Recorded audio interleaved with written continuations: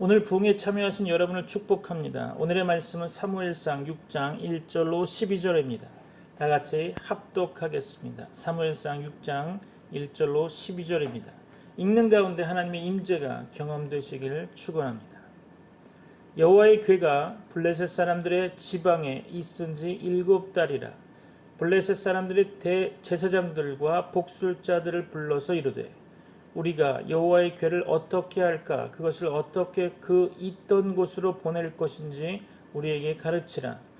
그들이 이르되 이스라엘 신의 궤를 보내려거든 거저 보내지 말고 그에게 속건제를 드려야 할지니라. 그리하면 병도 낫고 그의 손을 너희에게서 옮기지 아니하는 이유도 알리라 하니 그들이 이르되 무엇으로 그에게 드릴 속건제를 삼을까 하니 이르되 블레셋 사람의 방백의 수요대로 금독종 5과 금쥐 5마리라야 하리니 너희와 너희 통치자에게 내린 재앙이 같음이니라.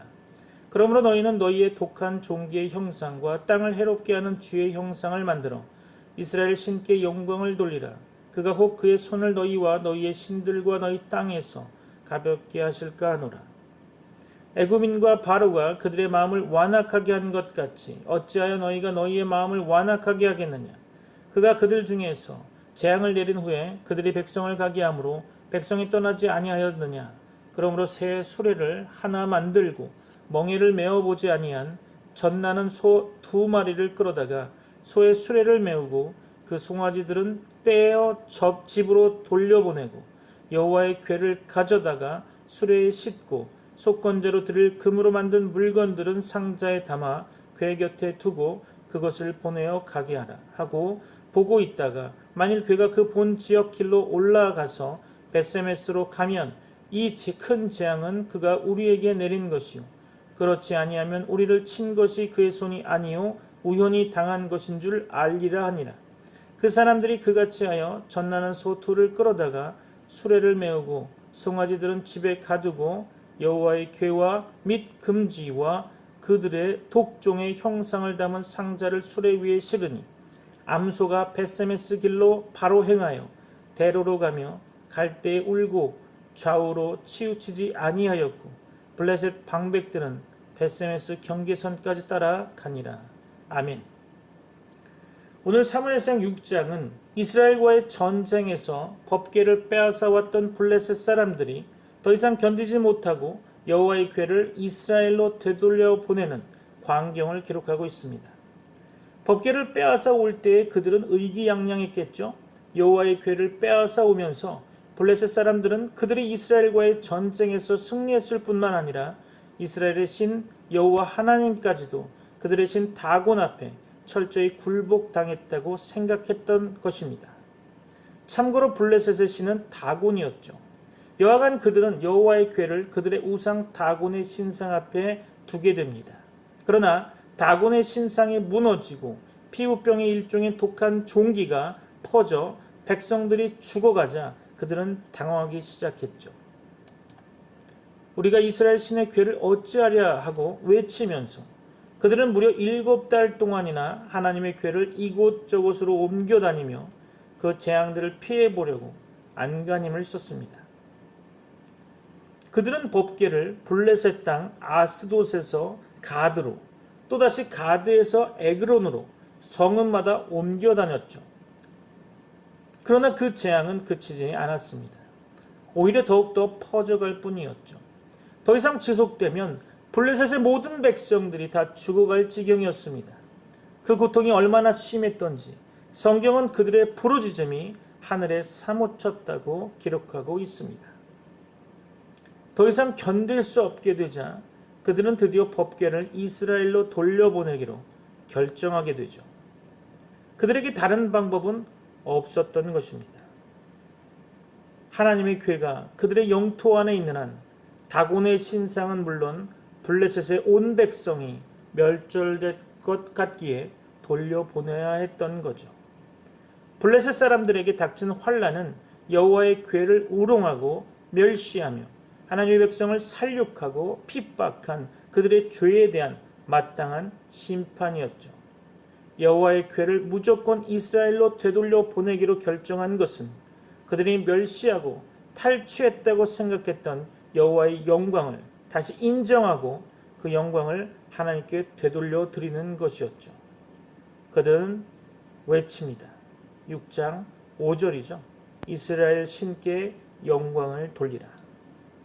하나님의 영광은 이 세상의 그 어느 누구도 빼앗을 수 없습니다.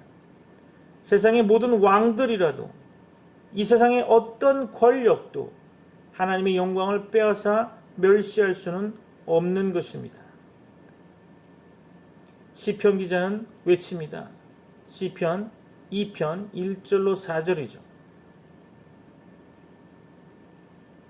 어찌하여 이방 나라들이 분노하며 민족들이 헛된 일을 꾸미는가?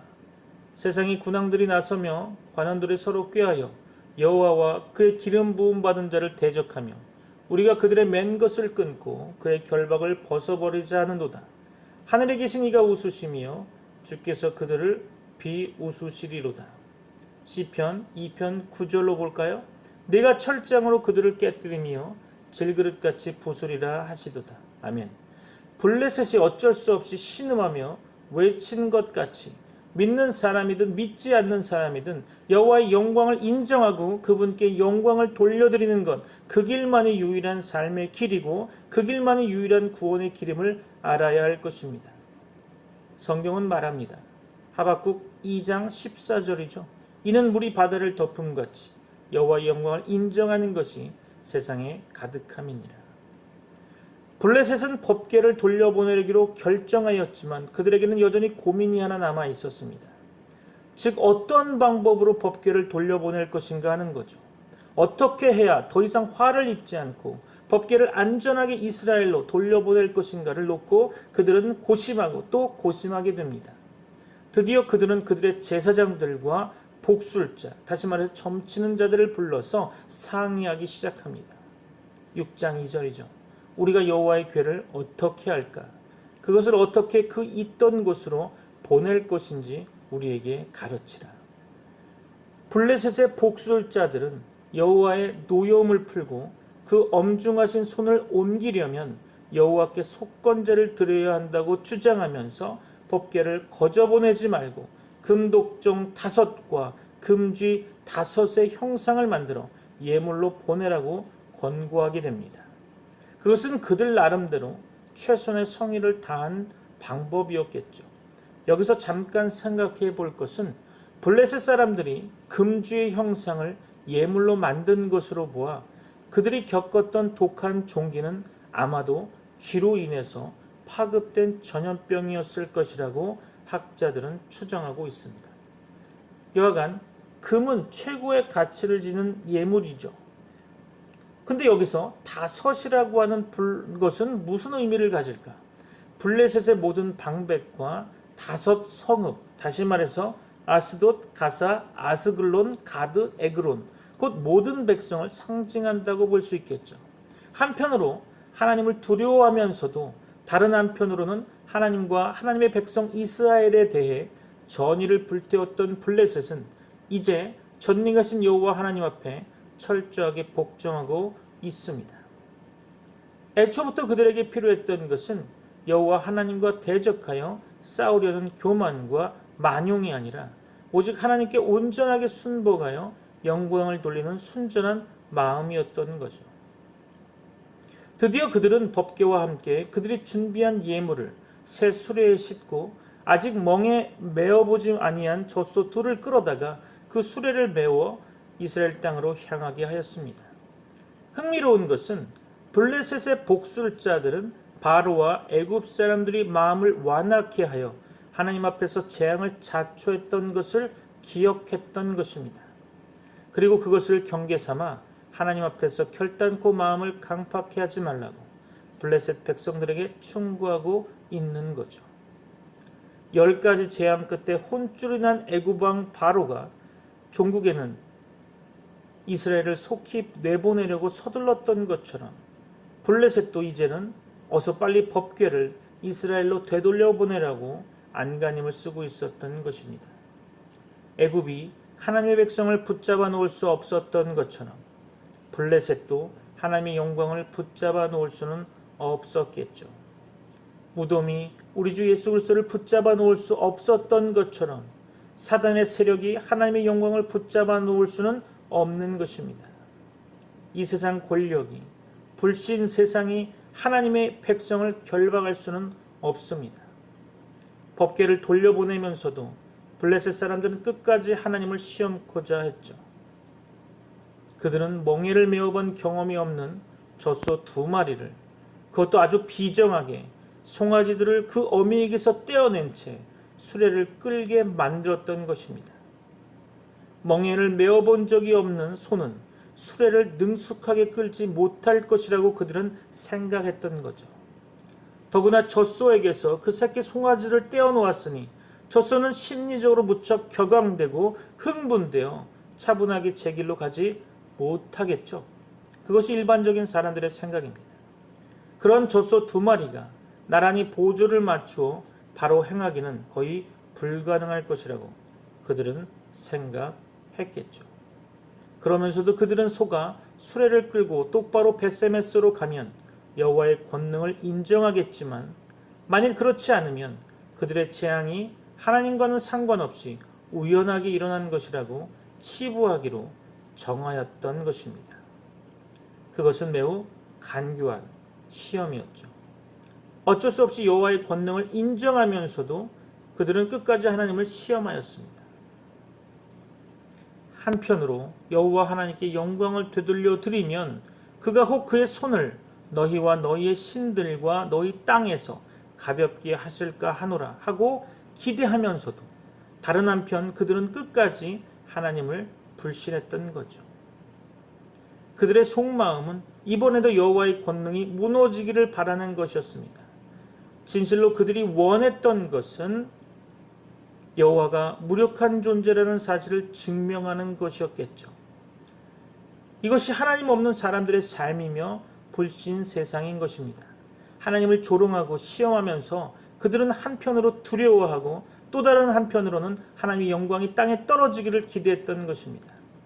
교회를 조롱하고 멸시하며 욕하고 하나님의 백성들을 핍박하면서도 다른 한편 마음 깊숙한 곳에서는 혹시 무슨 천벌이라도 받게 되지 않을까 하며 두려워했던 거죠. 그러면서도 끝까지 하나님을 시험하며 조롱합니다. 하나님을 두려워하면서도 끝까지 하나님을 시험하고 불신하는 그들의 어리석고도 모순된 그 기대감, 그러나 그들의 헛된 기도와는 달리 젖소 2마리는 벳세메스 길로 바로 행하여 여호와의 궤를 이스라엘 땅으로 옮겨 놓았습니다. 그것은 하나님께서 스스로 행하신 기적이며 당신의 손으로 직접 베푸신 이적이었던 거죠. 블레셋은 하나님을 시험했지만 여호와께서는 당신 스스로의 권능으로 당신의 하나님 되심을 보이셨던 것입니다. 블레셋은 금독종과 금주의 우상으로 여호와께 영광을 돌리려 했지만, 그러나 우상의 제물을 필요로 하지 않으시는 하나님께서는 스스로의 영광과 권위로서 당신의 창조주 하나님 되심을 나타내 보이셨던 것입니다. 하나님은 선포하십니다. 출애굽기 3장 14절이죠. 나는 스스로 있는 자이니라. 영어로 하면 I'm that I am. 스스로 계신 그 하나님, 이 세상 그 어느 누구의 도움도 필요치 않으신 전능하신 하나님, 스스로 온 세상을 만드시고 주관하시는 그 하나님, 그 어떤 우상의 제물도 필요하지 않으신 창조주 하나님, 오늘도 당신의 주권과 섭리로서 우리의 영혼과 생명을 다스리시는 하나님, 성도들은 그 하나님이 바로 우리의 하나님이심을 선포하며 찬양해야 하는 것입니다. 물이 바다 덮음같이 여호와의 영광을 인정하는 것이 온 세상에 가득하게 될 것입니다. 물이 바다 덮음같이 주의 영광 가득 찬 세상을 우리는 보게 될 것입니다. 물이 바다 덮음같이 온 세상 가득한 승리의 함성을 우리는 듣게 될 것입니다. 언약궤의 수레를 이끌었던 2마리 젖소는 전에 한 번도 멍에를 메어보지 않았던 소들이었습니다. 그 소들은 하나님의 거룩한 언약궤를 운반하는 엄중한 사명을 감당하기에 합당한 순결한 소들이었던 것입니다. 그 소들은 벳세메스 길로 바로 행하여 대로로 갔습니다. 성경은 그 소들이 가면서 울고 좌우로 치우치지 아니하였다고 기록하였습니다. 그 소들은 순결과 순종으로 바로 행하여 그들의 거룩한 임무를 완수했던 것입니다. 새끼 송아지를 떼어놓은 슬픔 때문에 가면서 슬프게 울긴 하였지만 그 소들은 조금도 치우치지 아니하고 언약궤를 운반하는 사명을 성실히 감당하였던 것입니다. 그리고 마지막에는 번제의 희생 제물로 드려지게 됩니다. 이스라엘 백성들의 무책임과 무기력 때문에 죄 없는 벳세메스의 암소가 희생 제물로 드려졌던 것입니다. 성경은 우리의 불신과 불순종 때문에, 다시 말해서 우리의 죄악 때문에 벳세메스의 암소뿐 아니라 세상의 모든 피조물이 함께 탄식하며 고통스러워하고 있다고 말씀하고 있습니다. 이 소들은 예수님을 태웠던 나귀와 함께 역사상 가장 거룩하게 쓰임받은 짐승들이라고 말할 수 있겠죠. 이 젖소들의 희생은 차라리 특권이었다고 볼 수 있습니다. 이스라엘이 불순종하고 블레셋이 불신할 때에 하나님께서는 오히려 짐승을 들어서 당신의 거룩한 사명을 감당하게 하셨습니다. 우리는 여기에서 이스라엘은 그동안 대체 무엇을 하고 있었나 하는 생각을 하지 않을 수 없죠. 하나님의 교회를 빼앗겼음에도 불구하고, 하나님의 영광이 이스라엘을 떠나고 여호와의 영광이 땅에 떨어졌음에도 불구하고, 블레셋과의 전쟁에서 그들의 지도자 홈리와 비느하스가 동시에 죽임을 당하며 제사장 엘리가 의자에서 꼬꾸라져서 죽었음에도 불구하고, 하나님의 교회가 무려 7달 동안이나 블레셋 땅 이곳저곳을 떠돌아다니며 들판에 방치되어 있었음에도 불구하고 이스라엘에는 그 어떤 회개의 역사도 없었던 것을 볼 수 있습니다. 사무엘상 6장 1절 다시 볼까요? 여호와의 궤가 블레셋 사람들의 지방에 있은 지 7달이라. 6장 1절의 말씀 중에서 블레셋 사람들의 지방에라는 구절에서 지방에는 들판에라고 번역하는 것이 더 정확합니다. 즉 하나님의 궤가 무서운 재앙을 가져오자 그들은 언약궤를 사람들이 살고 있던 성읍에 두지 않고 아무도 살지 않는 들판으로 옮겨서 그냥 방치해 두었던 것으로 보여집니다. 민족이 모여 모두 통곡하며 굵은 베옷을 찢고 죄를 무릅쓰며 회개할 법도 하였건만 그들은 그렇게 하지 않았던 거죠. 돌이키지도 않고 애국하지도 않고 그들은 그저 먹고 살기 위해 농사나 지으면서 무기력하게 바라만 보고 있었던 것입니다. 그들은 법궤를 되찾아오려는 어떤 노력도 어떤 대책도 세우지 않았죠. 소리 높여 하나님께 부르짖지도 않았습니다. 하나님의 백성 이스라엘, 그들은 어떻게 그렇게 무기력하며 어떻게 그렇게 무책임할 수 있었을까요? 오늘 한국의 모든 언론 매체들은 일제히 포문을 열고 한국교회의 지도자들의 타락과 세속주의를 맹렬하게 비난하는 보도와 방송을 연달아 내놓고 있죠. 그들은 기독교를 비웃고 조롱하면서 한국교회는 더 이상 스스로 깨끗게 할 수 없는, 다시 말해서 깨끗게 할 수 있는 자정 능력을 잃어버렸다고 비판하고 있습니다. 2020년 우한 폐렴이라고 하는 전염병이 온 땅을 덮었죠. 그리고 1년이 지나 2년을 달려가고 있는 가운데 코로나로 이름을 바꾸어서 계속 위협하고 있습니다. 정부가 1단계, 2단계, 3단계, 4단계로 격상하는 가운데 이젠 교회에서 알아서 마스크를 착용하고 알아서 비대면으로 예배한다고 광고하고 온라인으로 예배 신앙을 중계하고 세상 사람들에게 잘못 보이지 않으려는 애쓰는 모습을 보면서 평생 한 번도 경험해보지 못한 현실에 정부의 정책이 예배에 영향을 미치다니 정말 황당하며 마음이 많이 아팠습니다. 일제 강점기 때의 교회를 연상하게 됩니다. 신사참배가 시대적 대세라고 장로의 총회에서 신사참배하고 예배드렸던 것과 같이 그렇게 행하고 있는 것은 아닐까요? 장로의 총회에서 신사참배하고 예배드렸던 것과 무엇이 다르고 있습니까? 무엇이 다릅니까? 이번 코로나 사태에서 보여준 교회의 모습과 비교할 때 제가 말씀드리는 것이 많이 과하다고 생각하십니까? 코로나로 인해 국민의 힘을 등에 업은 정부의 강압적 교회 제재가 이제 알아서 교회가 순응하는 것을 보고 하나님을 두려워하기보다 정부와 국민들을 두려워하는 것이 현실의 교회의 모습이 아닙니까? 다른 질문 하나 드릴까요? 예배의 중요한 순서가 설교라고 생각하십니까? 우리 예배의 대상은 누구입니까? 누가 우리의 예배를 받으시는 것입니까? 그렇다면 우리가 정한 예배 순서에서 무엇이 가장 중요하다고 생각하십니까? 찬양과 기도, 하나님이 받으신 예배가 아닐까요? 설교는 예배자를 위한 하나님의 응답의 메시지입니다. 이번 코로나 시국이 어쩌면 한국교회에 대한 경고로서 하나님께서 이 일을 허락하셨는지도 모릅니다. 더 이상 타락하면 안 된다고, 더 이상 세속화되면 안 된다고, 이제 돌이켜야 한다고, 이제 만몬의 신을 버리고 물질의 우상을 버리고 이벤트와 프로그램 온갖 물량주의 모든 교권주의를 버리고 오직 말씀으로, 오직 믿음으로, 오직 복음으로 되돌아와야 한다고 하나님께서는 지금 우리에게 말씀하고 계시는 것이 아닐까요? 그러나 하나님의 영광이 땅에 떨어지고 하나님의 이름이 이방인 가운데 모독을 받고 있건만 안타깝게도 한국교회는 어떤 회개도 어떤 자기 반성도 하지 않은 채 그 어떤 대책도 세우지 않은 채 마치 그 옛날 이스라엘처럼 무기력하고 무책임하게 하루하루를 보내고 있지 않습니까? 아니 어쩌면 세속주의의 거센 풍랑 속에서 날이 갈수록 더 부패하고 더 세속화하고 있는 것은 아닌지 모르겠습니다. 이 땅의 세속적인 이슈에 대하여는 그 어느 때보다도 잘 따르면서도 정작 하나님의 영광이 땅에 떨어지고 하나님의 이름이 모독을 당함에도 불구하고 아무 느낌이 없는 듯 아무 상관도 없는 듯 그 어떤 통회도 그 어떤 자백도 그 어떤 대책도 세우지 않는 무감각한 이 땅의 목회자들을 보면서 또한 지나친 개교회주의에 빠져서 자기 교회와 자기 안위만을 생각하는 무책임하고 무기력한 교회 지도자들을 보면서 슬프고 애통해야 합니다. 오늘날 한국교회 목회자들 중에 한국교회 전체에 대한 공동체 의식을 가지고 있는 사람은 매우 드문 것 같습니다.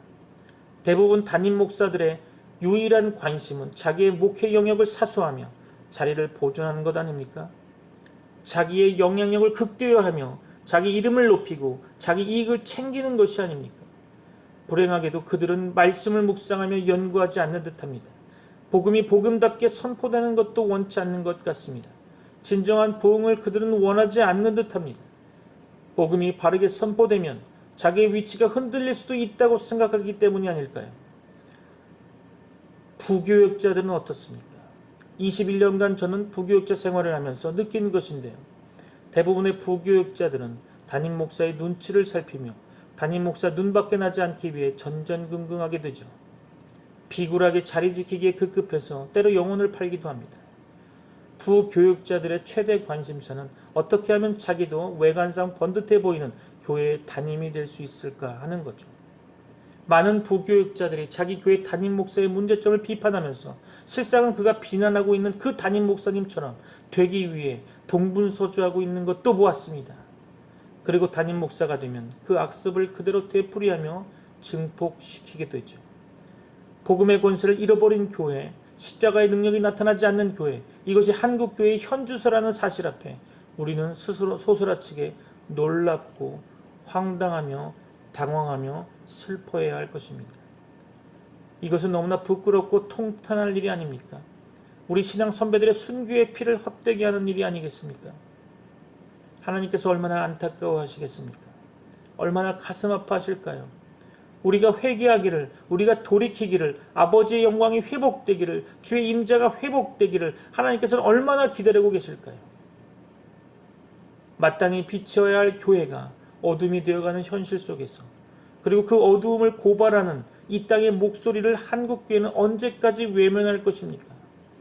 언제까지 아버지 하나님의 마음을 아프게 하며 언제까지 주의 십자가를 욕되게 할 것입니까? 이제 돌이켜야 합니다. 회개해야 합니다. 죄를 무릅쓰고 부르짖어야 할 것입니다. 다시 한번 성경의 말씀으로 십자가의 복음으로 복음의 본질로 되돌아가야 할 것입니다. 돌이키지 아니하면 화가 임할 것입니다. 회개하지 아니하면 하나님의 심판과 진노가 불같이 임하게 될 것입니다. 블레셋의 간교한 시험에도 불구하고 여호와의 궤는 마침내 이스라엘로 옮겨졌음을 보게 됩니다. 다윗의 언약궤를 다윗성으로 옮길 때까지 언약궤는 기럇 여아림 아미나답의 집에 20년을 머물게 됩니다. 언약궤가 돌아왔다는 것은 이스라엘 가운데 하나님의 임재가 회복되었다는 것을 의미합니다. 마침내 하나님의 영광은 회복되었고 백성은 크게 기뻐했습니다. 그것은 지극하신 하나님의 사랑이었고 긍휼이었던 것입니다. 법궤는 하나님의 임재를 상징하는 상자입니다. 법궤는 여호와의 궤, 증거궤, 언약궤라고 불리웠으며 아무나 함부로 만질 수 없었습니다. 법궤는 하나님과 이스라엘 백성 간의 언약 관계를 나타내는 상자였으며 언약궤 안에는 십계명의 두 돌판, 아론의 쌍난 지팡이, 만나를 담은 항아리가 들어 있었다고 성경은 기록하고 있습니다. 이스라엘 백성이 이동할 때에는 언제나 제사장들이 언약궤를 메고 백성들 앞에 행하였습니다. 언약궤는 하나님의 임재와 하나님의 능력을 상징했고 따라서 능력의 궤, 권능의 궤라고도 불리웠습니다. 법궤가 하나님의 임재를 상징하는 상자였기 때문에 성경은 언약궤를 함부로 다루어서는 안 된다고 엄히 명하고 있습니다. 모세율법은 하나님의 성소를 보지 말고 성소의 성물을 만지지 말라고 명령하면서 만일 언약궤를 비롯한 성물을 함부로 들여다보거나 만지면 마땅히 죽을 것이라고 엄중하게 경고하고 있습니다. 블레셋의 접경지대에 있던 베세메스는 레위인들의 마을이었습니다. 모세 율법에 따르면 언약궤는 레위인들만이 운반할 수 있었죠. 성경은 언약궤가 베세메스에 도착하자 레위인들이 그 상자를 내려 큰 돌 위에 두었다고 기록하고 있습니다. 그러나 불행한 것은 이스라엘 가운데 여전히 하나님을 경홀히 여기고 언약궤를 가볍게 여기는 사람들이 있었다는 거죠.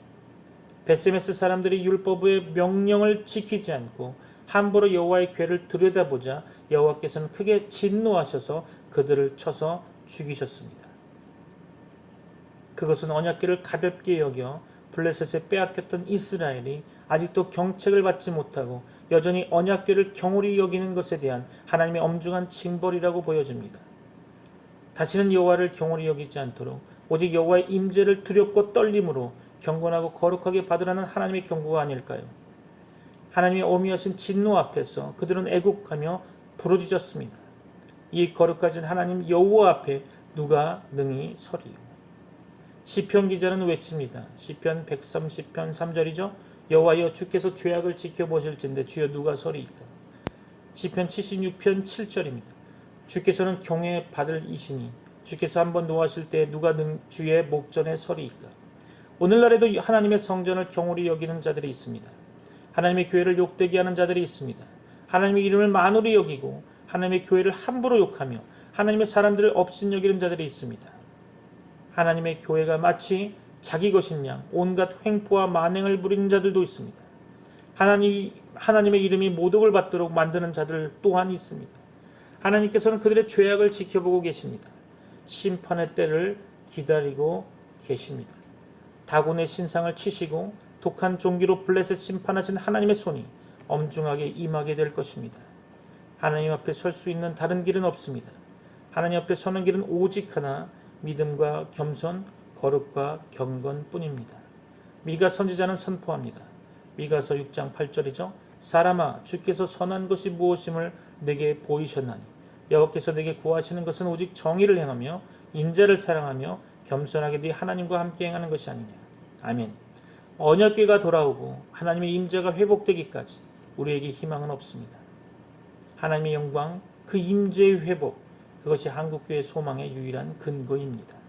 성경은 십자가에서 온몸에 찢겨 죽으신 예수 그리스도, 그리고 죽음을 이기시고 영원한 생명으로 부활하신 예수 그리스도 예수가 곧 하나님 영광의 본체라고 기록하고 있습니다. 빌립보서 2장 5절로 8절이죠. 너희 안에 이 마음을 품으라. 곧 그리스도 예수의 마음이니 그는 근본 하나님의 본체시나 하나님과 동등됨을 취할 것으로 여기지 아니하시고 오히려 자기를 비워 종의 형체를 가지사 사람들과 같이 되셨고 사람의 모양으로 나타나사 자기를 낮추시고 죽기까지 복종하셨으니 곧 십자가에 죽으심이라. 아멘. 이스라엘에서 하나님의 영광이 떠나고 언약궤가 탈취당했던 것처럼 우리 주 예수 그리스도께서는 십자가의 죽음, 그 모진 모욕과 수치로 도살당하셨습니다. 그러나 그것이 끝이 아니었죠. 주께서는 마침내 사망을 이기시고 영광의 몸으로 부활하셨던 것입니다. 죽기까지 낮아지셨다가 영광으로 부활하신 주 예수 그리스도, 모든 이름 위에 뛰어난 것처럼 우리 주 예수 그리스도께서는 십자가의 죽으심으로 그 모진 모욕과 수치로 도살당하셨던 것입니다. 모든 이름 위에 뛰어난 그 이름, 지극히 높임 받으신 우리 주 예수 그리스도, 사도 바울은 우리 주 예수 그리스도를 이렇게 찬양하고 있습니다. 빌립보서 2장 9절로 11절입니다. 이름으로 하나님이 그를 지극히 높여 모든 이름 위에 뛰어난 이름을 주사 하늘에 있는 자들과 땅에 있는 자들과 땅 아래에 있는 자들로 모든 무릎을 예수 이름에 꿇게 하시고 모든 입으로 예수 그리스도를 주라 시인하여 하나님 아버지께 영광을 돌리게 하셨느니라. 사도 바울은 또 외칩니다. 빌립보서 1장 20절이죠. 살든지 죽든지 내 몸에서 그리스도가 존귀하게 되게 하려 하나니. 여러분, 살든지 죽든지 우리 몸에서 그리스도가 존귀하게 되어야 합니다. 살든지 죽든지 우리 교회에서 그리스도가 존귀하게 되어야 합니다. 우리 몸이 살고 죽는 것은 그렇게 중요한 문제가 아닙니다. 과연 우리 몸에서 그리스도가 존귀하게 될 수 있는가? 하나님의 영광이 나타날 수 있는가? 이것이 중요합니다. 우리의 돌이킴과 회개를 통해 주의 영광이 회복될 수 있다면 그것보다 더 큰 기쁨이 어디 있겠습니까? 우리의 순종과 헌신을 통해 하나님의 임재가 회복될 수 있다면 그것보다 더 큰 기쁨이 어디 있겠습니까?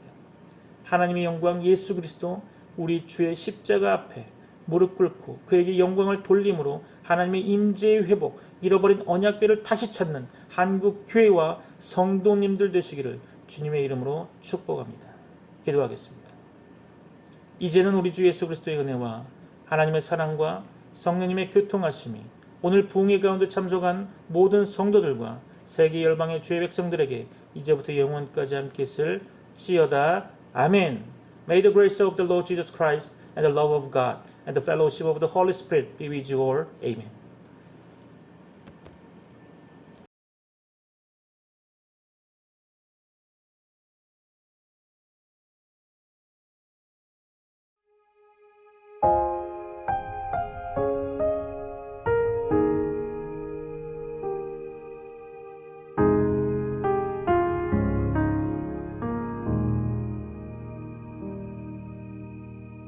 내 백성이 나를 떠나